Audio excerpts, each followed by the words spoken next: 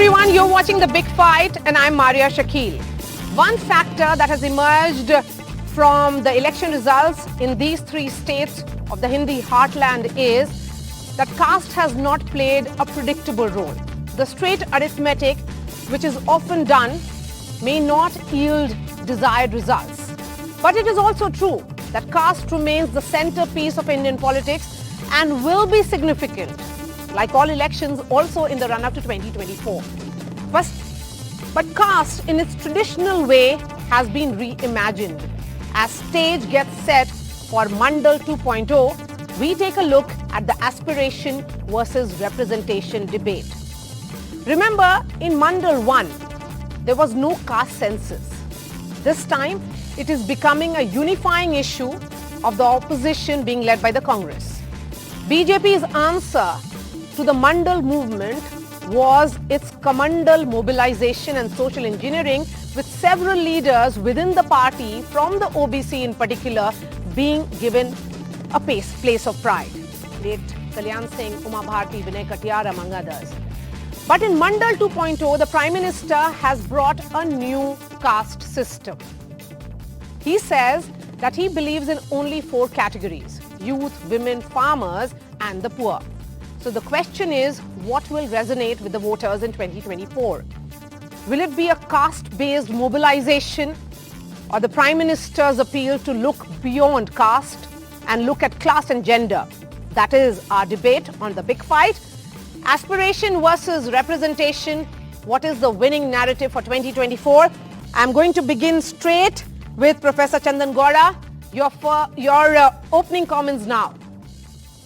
What's the question, Marya? What is the winning narrative?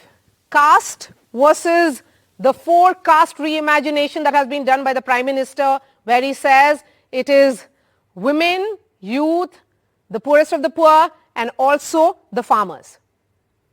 Marya, I don't think it's this or the other, because even those 4 categories of women, youth, poor and farmers can be better understood if you count caste, because all of them will have caste.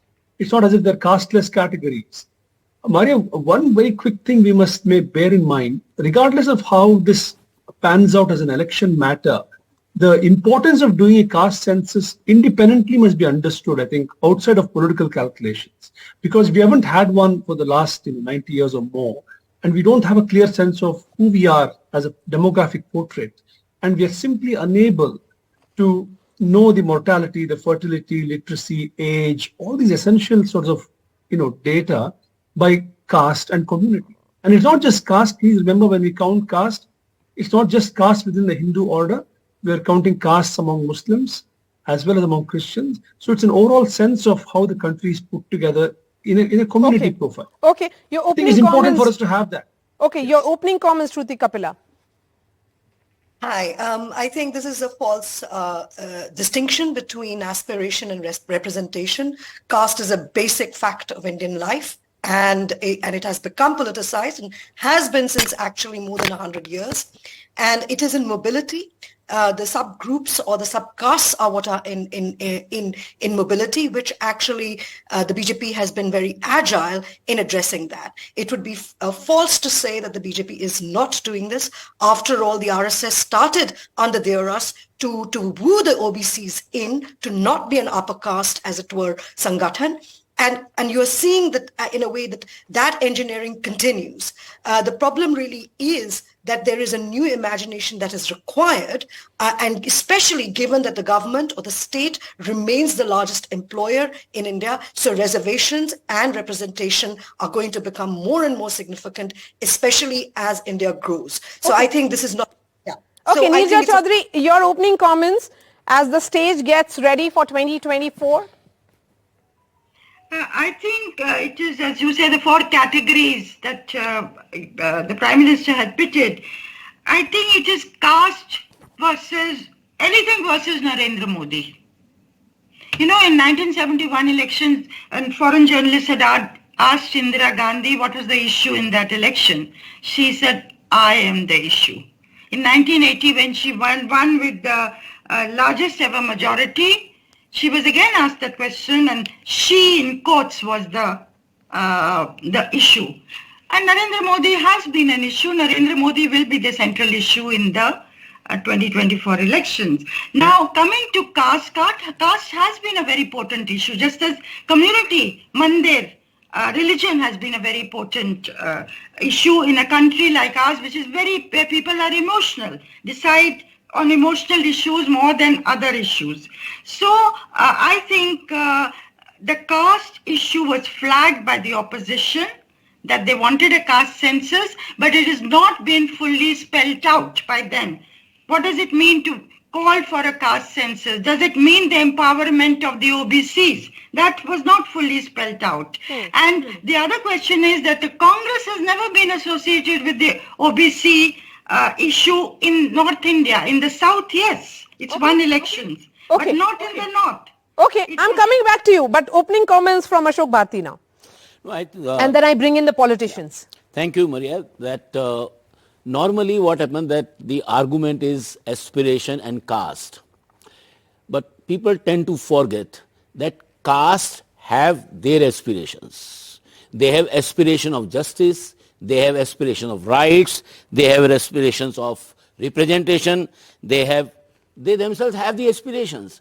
So therefore, this can't be really, there is not between this and that. In fact, all Dalits, Adivasi and OBCs and even Brahmins, they want their representation and they are aspiring to have the representation. Unfortunately, in Indian politics, the political space has been hegemonized by the Savarnas, and Muslims are very marginal force now. Dalits are represented because they have the representation, constitutional mandated representation. Adivasi constitutional mandated registration. But what about OBC? OBC are far lesser in representation than their population is in India. Okay, so that is what Rahul Gandhi has been talking about. Yes, absolutely. And that's what the opposition is increasingly talking about. And I believe that the 2024, because the narrative has just begun, so the narrative of the caste will further amplify. Okay. What is amplifying according to you, Mr. Badodia? Well, I have heard many panelists, and I also tend to agree that this dichotomy between caste and aspirational India, which we are trying to portray, I don't see it as a contradiction. I see that there is a class within the caste, and the aspirational India has overwhelmingly all those people who belong to the subjugated, exploited, marginalized sections, and they are the Dalits and the OBCs and even more particularly the women. The women at large, as Baba Sahib Bhimrao Ambedkar always observed, that the entire women force have been subjected to a lot of subjugation in this country. Now, coming back to this analysis of the elections, see, the elections will be a combination of a large number of variables, as I had stated earlier, and even in this election, unless there is a leadership, as I tend to agree with Nirja Chaudhary, that imaginative leadership who will be able to combine everything. Leadership in the opposition bloc or the India bloc, yes. So Shama. I agree with Ashokji what he said. One, of course, is they are two different things, the caste and aspirational part. And the other thing is in Telangana, BCs are 54%. And Congress party has won there. So caste has made a difference, the census we were talking about. The other very important point today is Modi ji in his speech said that for his party, there are 4 castes, that is women, youth, Kisan and the poor. Now, in his time, what has happened to women? We know what happened to women in Manipur. We know what Brij Bhushan Sharan Singh did to women. The Prime Minister did not stand with the women of India. He talks about youth, the highest unemployment rate, 10%, it is during his time. He was supposed to give 2 crore jobs. He did not. He talks about Kisan. What has happened to Kisan? During the 3 black farm laws, more than 700 Kisans died. Did the Pradhan Mantri go and speak to them? Did he say one word? No. He talks about the poor. The gas price is more than 1,000. The petrol price and diesel price is more than 100. During the Congress time, it was subsidized. What does he do for poor? He increases the GST, puts 5% GST on their dal, chawal, curd, yogurt. So there's nothing for the poor, nothing for the youth, nothing for the women, and nothing for the Guru Kisan. Prakash Paswan, your opening comments. That these are the castes? Will it be responding to Shama or you'll be setting a different narrative?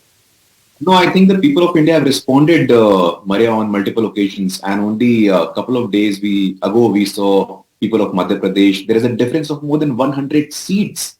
So I think the people of Madhya Pradesh obviously don't agree with the Congress party and the leadership. The difference of seats in Rajasthan, the difference of seats in Chhattisgarh. Look at the difference in the terms of vote share. So you have to understand, you have raised a very valid point. And only on 6th of December, 2 days ago, Marya, we were remembering Baba Saheb Ambedkar on his death anniversary, which is also called Mahaparinirvan Divas. And I'm reminded of Ambedkar with respect to this debate. He makes a very prophetic statement. He says on 26th of January 1950, India is going to enter into a life of contradictions. We will have equality in our politics, but we will have gross inequality in our social and economic life. And it continues till date. The fundamental problem is that the Congress party is structurally, institutionally, organizationally, historically anti-representation, anti-Dalit, anti-OBC, anti-Muslim. Mr. Rahul Gandhi goes to Madhya Pradesh, says caste census. Who is the CM candidate? Mr. Kamal Nath. Historically, Congress party had not shared a position of power and responsibility with marginalized section. Okay, what about Bihar?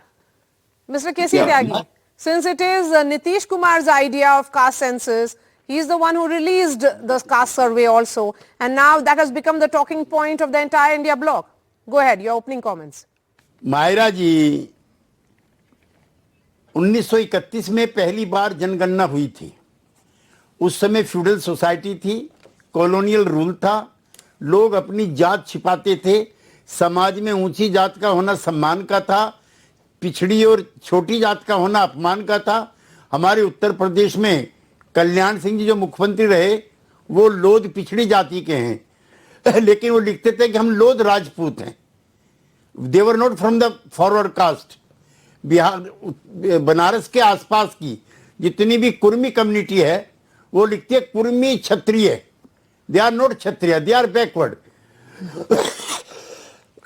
तो ये phenomena तब से चला आ रहा है. 90 साल के बाद इस तंत्र को तोड़ने का काम हुआ है जब जातिगत जनगणना के आंकड़े सामने आए हैं. अमृत काल का पीरियड है. इन समूहों को जानने का अधिकार है कि इनके सोशो इकोनॉमिक एम्पावरमेंट कितने हुए. मैं एक और चीज कहना चाहता हूं कि समाज के जो लॉज ऑफ डेवलपमेंट है वो कितने काम करते हैं. जब मंडल कमीशन लगा था तो मैं एमपी था उस लोकसभा में.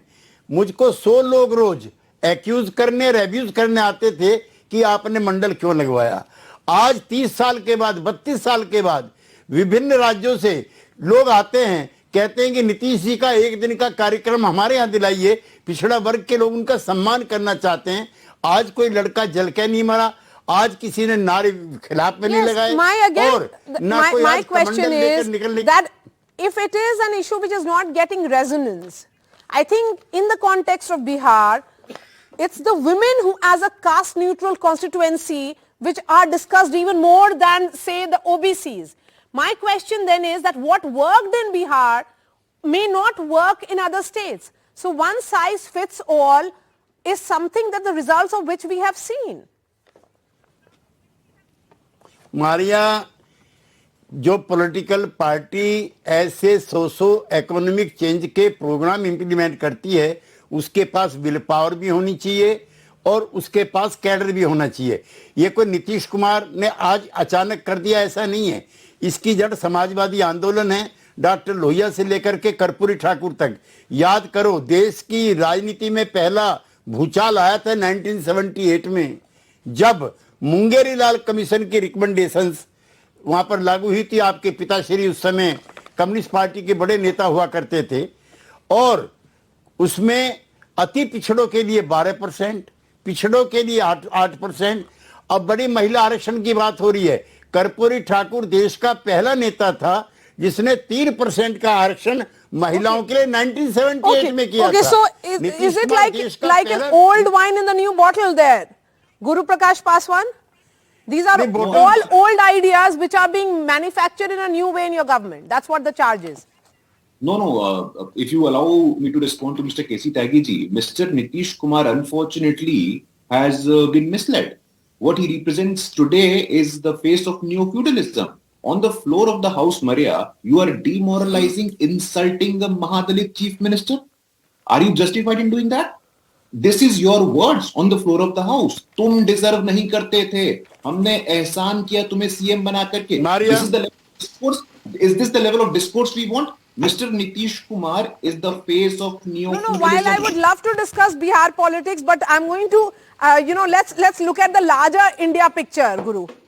No, I'm answering. No, this is the problem. This is the tendency. You look at RJD, Rashtriya Janata Dal, after Lalu Yadav, if it comes to sharing of power, Deputy CM, my son will become. Rajya Sabha, my daughter will go. Leader of House in the Legislative Council, my wife will become. Tej Pratap will become the Health Minister. Is this your idea of social justice? Is this your idea of caste census? Guru, I'm saying, let's look at the India picture, because this narrative or what the Prime Minister says, that there are new castes, 4 new castes of Adivasis, of women, of farmers and youth.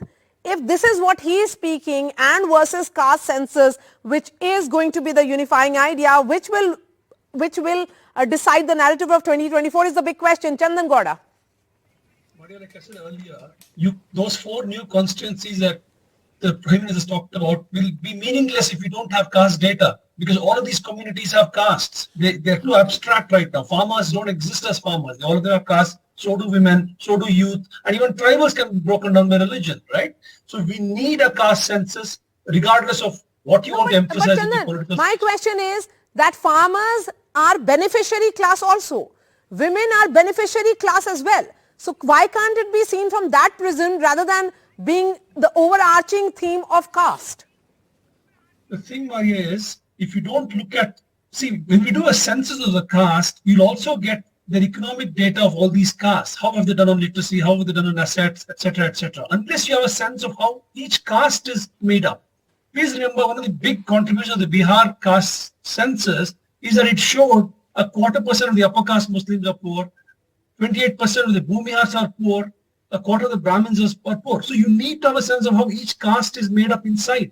And that's what the aspirational class, or whatever you're talking about, you need to tap into. Old style reservation will not work if it doesn't take into account inner class dynamics within each caste, and that you will know only if you do a caste census, which will not just be a caste census, it will be a census of caste along with all other variables that the census usually takes into account. One more thing very quickly, Marya. A lot of money will be saved, a lot of effort will be saved if the caste is included in an extra column in the regular census that will happen sometime soon. Right? Please remember the demand for the caste census came in 2001, 2011, again 2021, COVID, no census, but when we have it, it's just one other column. And what we do with it is another matter, but we need data for sure. Okay. Better reservations will follow, better policies will follow. Okay. And even the private sector, which we want to do something about it, will also have some solid data to work with. Yeah. Right now, it's just a vacant space. So, Guru Prakash talked about CMs. Now, we have had now former Chhattisgarh CM, OBC. Former Rajasthan CM, OBC. Present Karnataka CM, OBC. So, we walk the talk, unlike you. You have to tell us how many you have. Then he spoke about Parivarvad. I want to ask him, why is Yadurappa's son the BJP president in Karnataka? They don't have answers to those Parivarvad. They continue. Then he says, wait, let me speak. Guru, I'm coming to you. Let Shama finish the point. Yes. Then when Danish Ali was called a terrorist by their BJP MP, why didn't the Prime Minister of India condemn it?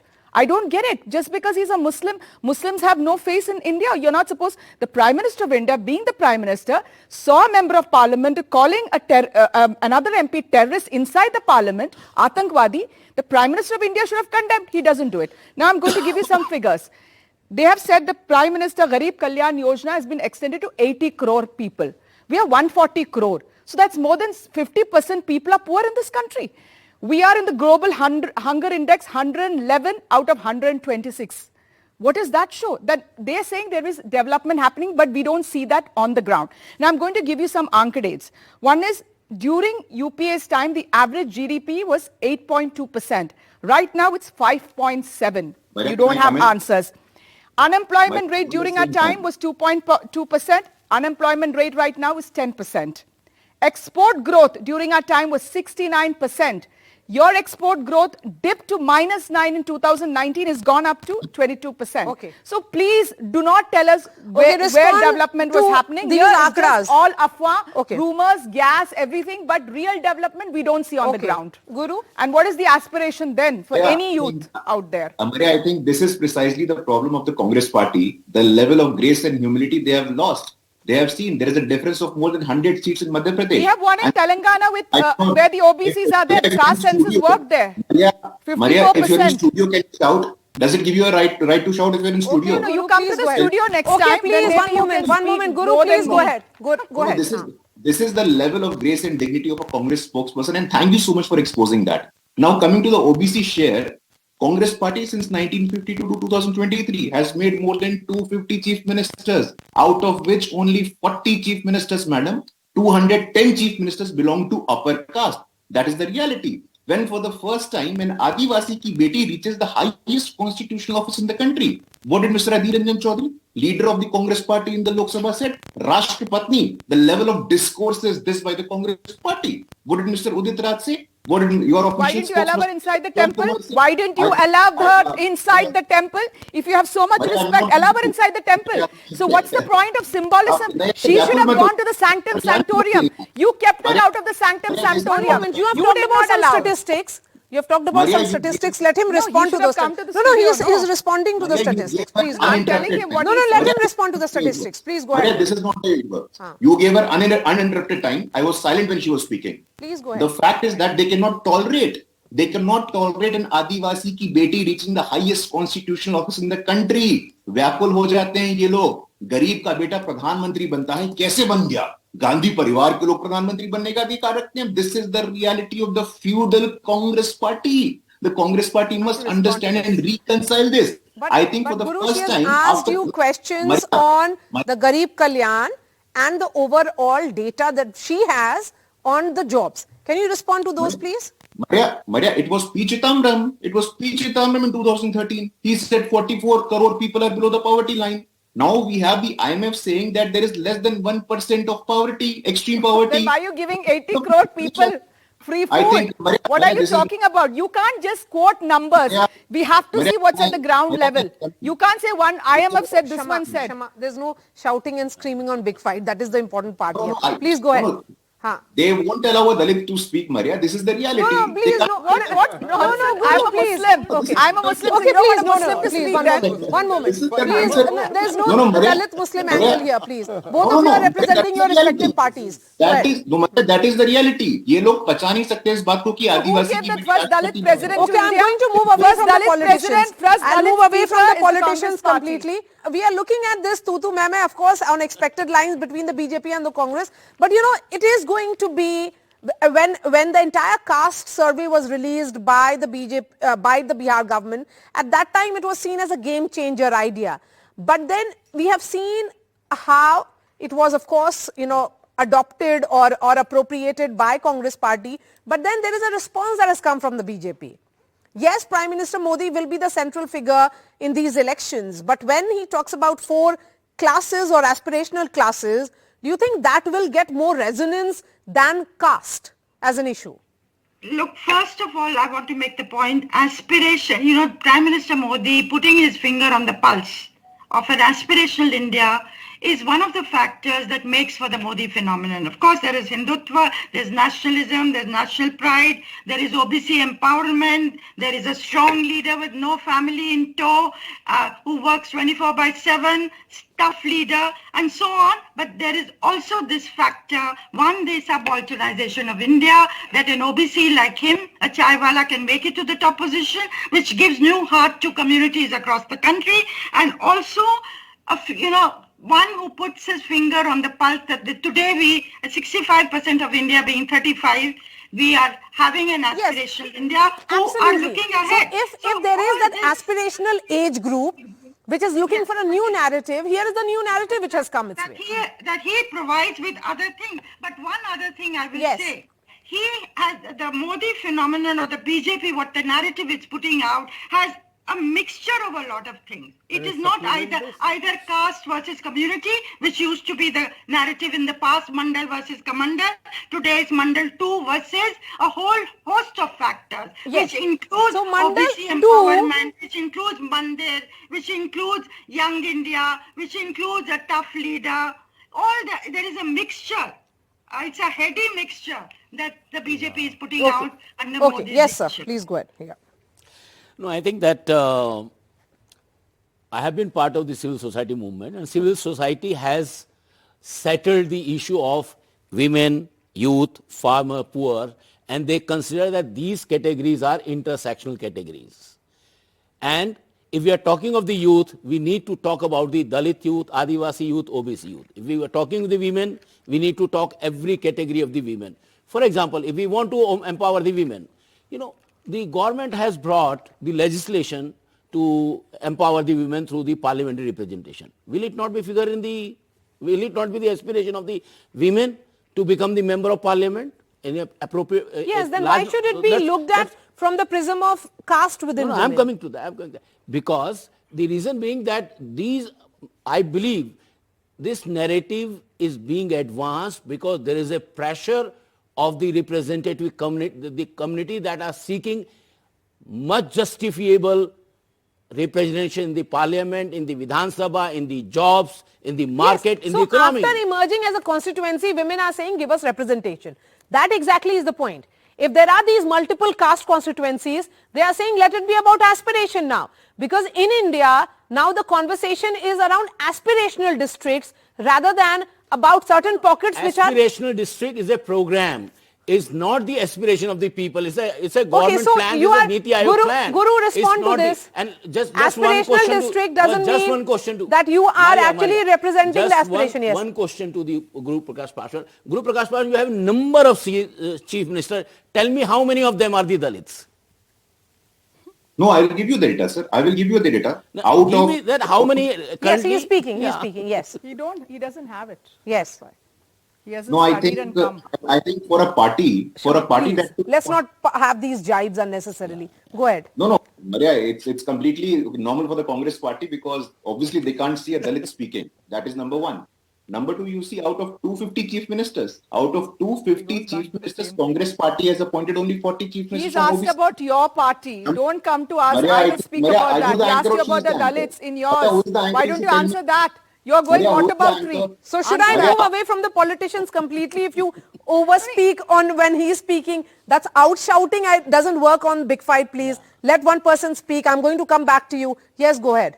मरिया इनको बर्दाश्त नहीं होता है कोई दलित बोलता है तो कोई दलित बोल कैसे सकता है इनके सामने इनको बर्दाश्त नहीं हो सकता चलिए गुरु बताइए ना जो सवाल पूछा उसका जवाब दीजिए इन्होंने बाबा साहब अम्बेडकर का यही हश्र किया बाबा साहब अम्बेडकर को लोकसभा में नहीं आने दिया 1956 his death happens it took them more than 40 years 40 साल बाद आपने नेहरू जी ने भारत रत्न खुद को दे दिया इंदिरा गांधी ने भारत रत्न खुद को दे दिया लेकिन अम्बेडकर को आप नहीं दे पाए बाबू जगजीवन राम को आप नहीं दे पाए this is the reality of the Congress party and when it comes to Bharatiya Janata party Bangaru Laxman first Dalit to become the national president of BJP first Dalit to become a Lok Sabha adhyaksh it was GMC Balayogi for the first time Arjun Ram Meghwal is the second Dalit to become the union law minister after Baba Saheb Ambedkar.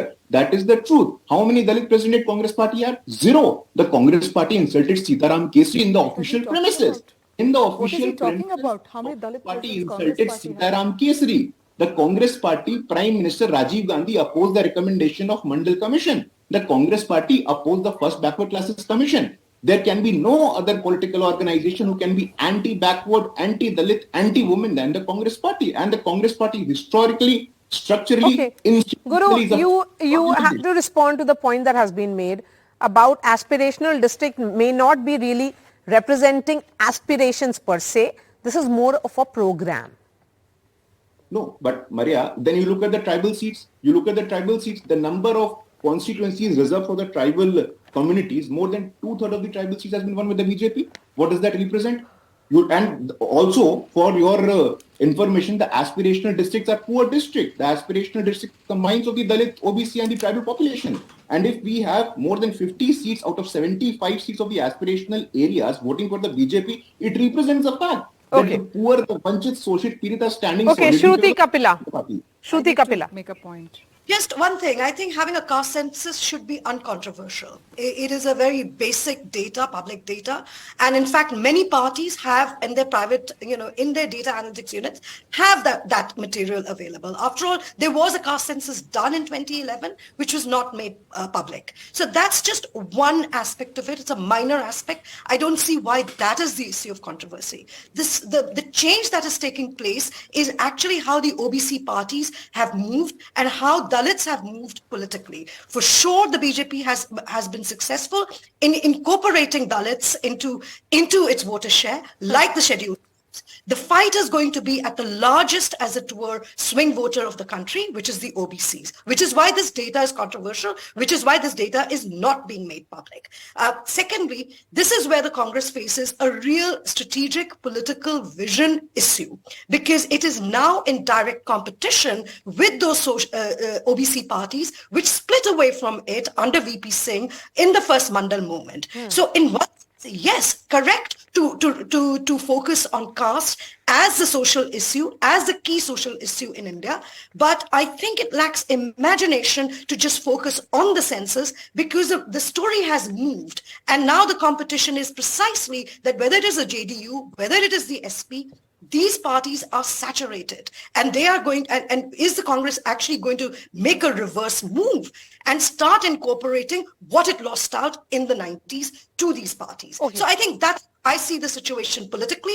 I do not see, I think all of this is false. But the point is that what may have happened... Yes. It's false to actually say that developmentalism is, or aspiration is opposed to caste. Yes. Caste is No. I'm not saying that. I'm saying that very, very much interlinked, but in the battle of narrative, this is the way it is playing out. So here is a party which is saying that, yes, I have OBC representation. Yes, I have ensured that there is a proper representation of Dalits and the Adivasis in the government structure. But going ahead, this is the way India should be talking about. So that's what I want to understand from you, all of you, in the next few minutes we have for wrapping up this discussion. And I'm going to begin with you, Shama. The point here is that after so many years of independence, shouldn't India be looking at reimagining its narrative? And this is what that opportunity is, that cusp or moment where we can look at various old ideas of caste and look at them perhaps in a different way. So when the Prime Minister of India wanted the OBC card, wants to play, he would say, I am the OBC Chief Minister. Let's not forget it. Now when we ask for a caste census, he does not want to bring it out. He changes the goalpost. That's the Prime Minister of India. Now if you look at Guru Prakash, he has not answered one of my questions, whether it's Garib Kalyan Yojana, whether it's the numbers I've given, nothing. He just keeps repeating the same thing. The Congress did this, and he was talking about Dalits when we're talking about OBCs here. Let's understand that. And if you look at the Dalits, in 97, the first president of India, Narayana, is from, the Congress made him the first Dalit president. Jagjeevan Ram's daughter, the first speaker, Meera Kumar, a woman speaker, who gave it? The Congress party. So let's not get into that. We know what we are, and we have had Dalit presidents, unlike you. But you have not spoken a single word on the OBCs. When she's asked you, who is your OBC Chief Minister, you don't have any statistics. And what I want to say is the Prime Minister of India says youth, the Prime Minister of India says women, but what has he done for any one of them? He has insulted the farmers of India. He has snubbed the farmers of India. None of you will be screaming. None of you will be screaming on the show. None of you will be screaming on the show. I'm moving away from the politicians again. No, there's no need to scream. There is no need to scream. Please go ahead, Mr. Surendra Bhadoria. Please. No, ma'am, I'm sorry, ma'am. Please go ahead. Mr. Bhadoria. He won't be allowed to talk because please go ahead, Mr. Bhadoria. When he's been, please go ahead. You were screaming, ma'am. I'm not screaming because he's not allowing me to talk. Yes, please. That doesn't work. Yes. You see, the narrative in the coming elections will be that somebody who can combine the aspirations, the caste inequalities, the gender discrimination, at the same time he will be able to address the question of unemployment and other economic issues which are facing the country. Now, in that also, people would like to know what is the strategy, how they are going to come together, and how they... For instance, in 1971, when the elections took place, Mrs. Gandhi said, मैं कहती हूँ गरीबी हटाओ, ये कहते हैं इंदिरा हटाओ.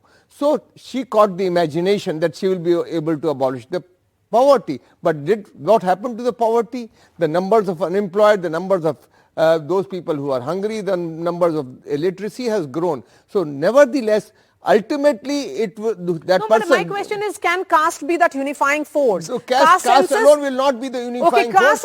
Caste alone will not be a unifying force. So, Mr. K.C. Tyagi, if caste census is not the unifying force of the India bloc, then what is? मैंने आपको पहले भी कहा, दोबारा फिर कहना चाहता हूं कि ये 1990 नहीं है. जब मंडल लगा था तो कमंडल लेके चल दिया. आज कोई किसी की हिम्मत है जो नीतीश कुमार ने किया बिहार में उसके खिलाफ बोल दे? कोई पॉलिटिकल पार्टी है? और दूसरा ये, मैं सुदीन भदौरिया से 100% एग्री करता हूं और आपसे भी कहना चाहता हूं, हमने एक मौका इन चुनाव में खो दिया. मेरे कांग्रेस के मित्र बुरा ना माने, सीट भी ना देते, कम से कम कैंपेन के लिए तो बुलाते. मैं हिमाचल प्रदेश के चुनाव में नीतीश कुमार जी से पूछ करके गया था कि क्या मैं वहां कांग्रेस पार्टी के लिए समर्थन मांग सकता हूं. उन्होंने भेज दिया. मैं बगैर बुलाया गया था, क्योंकि मैं चाहता हूं कि भारतीय जनता पार्टी हारे. वो मौका, ऐतिहासिक मौका, कांग्रेस पार्टी ने अपने किन्हीं कारणों से गंवाया है. अब हमारी मीटिंग होगी. ये सारे सवाल जो आपने एस्पिरेशंस के उठाए हैं, if this is what the sentiment is much before the bloc takes shape, then Congress has much to worry. No, there has been certain issues because we left it to the state leaders, and of course we will now speak on these, whatever they have, whatever they want to speak to us. We are one. We have decided that we are going to fight as one, and there will definitely be, Marya, you have to understand, there are many parties coming together, different parties coming together. There will be lot of teething issues. We have understood those issues, and we are now firmly going to work on it. Fine. Tyagi ji, जरूर हम काम करेंगे उसके ऊपर. जो आपकी बात हमने सुना है. Go ahead, sir. No, I think the as far as 2024 is concerned, that the caste and representation are not antagonistic. Yes, they are not contradictory. Yeah, they are not contradictory. So therefore, I believe that the narrative for political party, winning narrative for the political party is primarily will depend on their imagination to present before the people of the country. And I believe both camps are, sharpening their swords. And no, but if we were to look at women per se, women as a caste neutral constituency have emerged. Women is not a caste neutral. And they have women emerged in multiple states. Ask Mr. Marya, K.C. I'll tell you. He will talk about it in my state of Bihar. That has happened in multiple states, Marya, sir. I'll tell you, in the feminist movement, there is a strong resistance to the upper caste feminist movement. So there are caste fights in the feminist movement. So therefore the women are not unifying force. So that the fundamental argument of the OBC and Dalits and Adivasi has been the women are not caste neutral category. No, but what we have seen is reimagination of politics. That's what I'm saying. If women, well, how do you know if you do not have data? I have traveled to several states where you realize that women are talking about the benefits. They're talking about welfareism. So let's look at different elections from different lexicon. This is what I'm suggesting. And this is what I'm asking on the show. If it's aspiration versus representation, on one hand, it's talk about aspiration. On the other hand, is representation. Let the people of India decide which is the best narrative. But going ahead, Professor Chandan Gowda, my question is, yes, we need to know how many, we need to know the count in each block. But then, India of 2024, how do we discount that there is a need for not sticking to issues or arithmetics that we have been doing in the past? That calculation that is based on such ideas should be done away with. Yes, thank you, Marya. I think what you said is important. I mean, if you Nitish Kumar's immediate response after the census came out in Bihar was to say, well, I'll increase the reservation to 65%. Yes. For me, that is not the way to think about it, because the data will allow you to talk about social justice in a more sophisticated manner, not the old-fashioned manner. And that's what I would like to see them do. If you have new data, how do you talk about social justice now in a different fashion, right? Because there are tensions within each community, right? Please remember, even the Dalits in Karnataka and Andhra Pradesh have asked for internal reservation. That must be a clear sign that you can't go along with old categories anymore.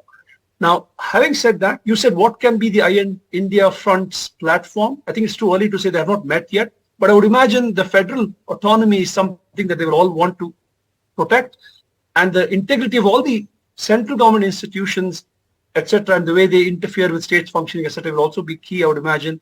And definitely linguistic justice and all kinds of other social justice things will emerge in the common minimum program they'll come up with. You know, I'm the curious point to that see you what made, that if there are new categories being looked at, Guru Prakash Paswan, as the Prime Minister suggesting, then why should there be opposition to caste census? It will only help to, make these categories function better. Yes. No, Maria, I think there has never been an opposition to caste census. Let me make this very clear. The Honorable Union Minister of Home Affairs have on record said that whenever the time comes, the caste census will be committed. But the simple point is this, that you cannot use caste census as a rhetoric.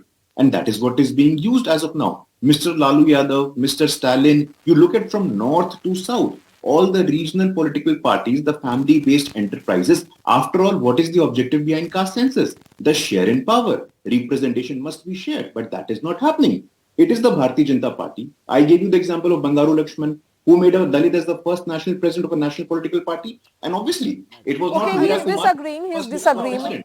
Guru Prakash Paswan, D. Sanjeevaya Reddy was Congress president. And let me tell you, when the Congress I was formed, Babu Jagjivan Rao was the founding president of the Congress at that time, when Mrs. Gandhi formed. So don't, facts, you can't claim the facts. Yes, okay, go ahead. Yeah, I think there are placeholders and there are full-timers. D. Sanjeevaya was a placeholder president for you, sir. D. Sanjeevaya to Charanjit Singh Channi. Charanjit Singh Channi was a placeholder chief minister of Punjab. You cannot say placeholder, then what is the president of India? It's symbolic, yeah. You're also placeholder. Sorry, you can't just, it's your issue, then it's not a placeholder. What is Yadurappa's son? It's not dynastic politics in Karnataka. Why was he given? There are many others who could have become the president. Why was not it given to somebody else from the backward class or anything? Why did you give it back to Yadurappa's son? Why did you give it back to a Lingayat? Why? That's called dynastic politics. I am sorry. You don't have an answer. Prime Minister Modi cannot speak about Parivar Let me go back to the question that I asked Guru, because, that is where the entire debate is emanating from. If you have caste census, it will ensure that all these 4 categories that the Prime Minister is talking about, there'll be better distribution. Absolutely. And better representation. Absolutely. Maria, you can have 100 other people against me as well, but the people of India are standing with me and my party. That is the truth and the reality. And as far as caste census is concerned, it cannot be the sole criteria. It cannot be the sole criteria. What is the representation that you have shared? We have different political party representative here. Who is the OBC? The Congress party send any OBC to the television? No. The Congress party send any Dalit to television? Okay. Absolutely not. Okay, Guru, that is not what I'm going to give the final word to 2 women on the panel, but before that, K.C. Tyagi, go ahead, sir.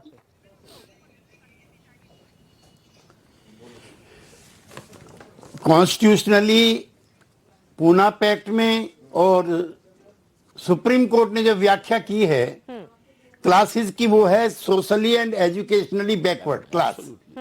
अब ये 4 class जो प्रधानमंत्री ने describe की हैं, तो ये पिछड़े वर्ग की, दलितों की जो एमर्जिंग पावर है, उससे ध्यान हटाने के लिए, क्या दलित का जो बच्चा है, दलित की जो महिला है, दलित का जो किसान है, उसका स्टेटस सोशली और एजुकेशनली वैसा ही है क्या जैसा अपर कास्ट का है? और 2 क्लासेस हैं. 2 क्लासेस कैसे हैं? हिंदुस्तान के अंदर तो 4 क्लासेस हैं. हमारे यहाँ तो स्वर्ण अलग हैं, स्वर्णों में भी 2 हिस्से हैं, दलित हैं, बैकवर्ड हैं. ये सारी एक्सरसाइज बिहार के जातिगत जनगणना से डर करके डाइवर्जन के लिए की जा रही है.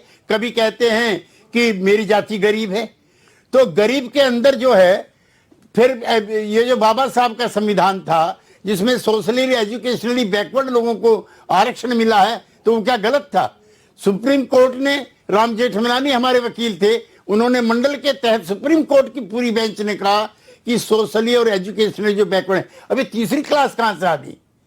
Is the prime minister of the BJP the Marxist party that they are 2 classes in the country, that they are 2 classes in the world? Shama, 30 seconds. One the working class, other the bourgeois.